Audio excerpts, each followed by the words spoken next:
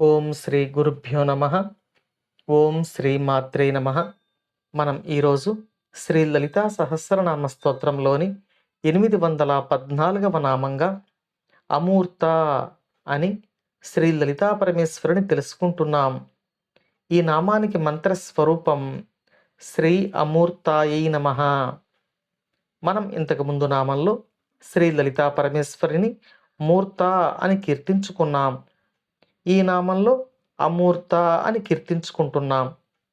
మూర్త అనే నామానికి అర్థంగా మన ఇంద్రియాలకు కనిపించే, వినిపించే పరబ్రహ్మ స్వరూపిణి అని తెలియచేసుకున్నాం.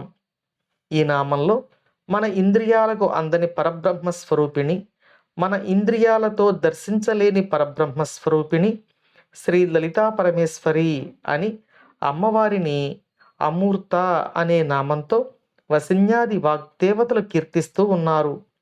మనం ఇంతకుముందు నామంలో అమ్మవారు పంచమహాభూతాలలోని భూమి, నీరు, అగ్ని స్వరూపాలలో మనలో రక్షిస్తోంది. ఇవి మన ఇంద్రియాలకు అందుతాయి కాబట్టి అమ్మవారు మూర్త అని కీర్తింపబడుతున్నారు అని తెలుసుకున్నాం. ఈ పంచమహాభూతాలలోని మిగిలిన 2 మహాభూతాలు వాయువు, ఆకాశము. ఇవి మన ఇంద్రియాలకు అందవు, మన ఇంద్రియాలతో దర్శించలేం. కాబట్టి మన ఇంద్రియాలకు అందని, మనం దర్శించలేని వాయు స్వరూపంలో, ఆకాశం స్వరూపంలో కూడా అమ్మవారు మనలను అనుగ్రహిస్తున్నారు. కాబట్టి ఈ నామంలో అమ్మవారు అమూర్త అని వసిన్యాది వాగ్దేవతల చేత కీర్తింపబడుతూ ఉన్నారు. ఇక ఉపాసనాపరమైన అర్థానికి వద్దాం.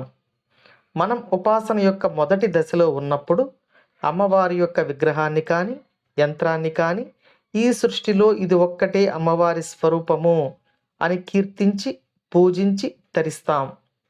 అప్పుడు అమ్మవారు సాధకునికి మూర్త భావనలో వ్యక్తం అవుతారు. సాధనలో తర్వాతి దశకు, ఉన్నతమైన దశకు సాధకుడు చేరుకున్న తర్వాత మన కంటికి కనపడే ఒక్క విగ్రహంలోనే కాదు, అమ్మవారు ఈ సృష్టి అంతా వ్యాపించి ఉన్నారు. అమ్మవారు ఈ సృష్టిలో ఉన్న ప్రతి వస్తువులోనూ మన కంటికి కనిపించని సూక్ష్మమైన శక్తిగా ఆ వస్తువులను రక్షిస్తూ ఉన్నారు అని తెలుసుకుంటాడు. ఇలా అమ్మవారిని ప్రతి జీవిలోనూ అంతరాత్మగా సాధకుడు దర్శించడం ప్రారంభిస్తాడు. ఇలా అమూర్త స్వరూపంలో, అంటే మన కంటికి కనపడని స్వరూపంలో, ధ్యానంలో కూడా అమ్మవారి యొక్క నామరూపాలు లేని నిరాకారాన్ని సాధకుడు దర్శించగలడు. కాబట్టి కంటికి కనిపించని అమూర్త స్వరూపంలో కూడా సాధకుడిని అనుగ్రహించే తల్లిగా అమ్మవారు ఈ నామంలో అమూర్త అని వసిన్యాది వాగ్దేవతల చేత కీర్తించబడుతున్నారు.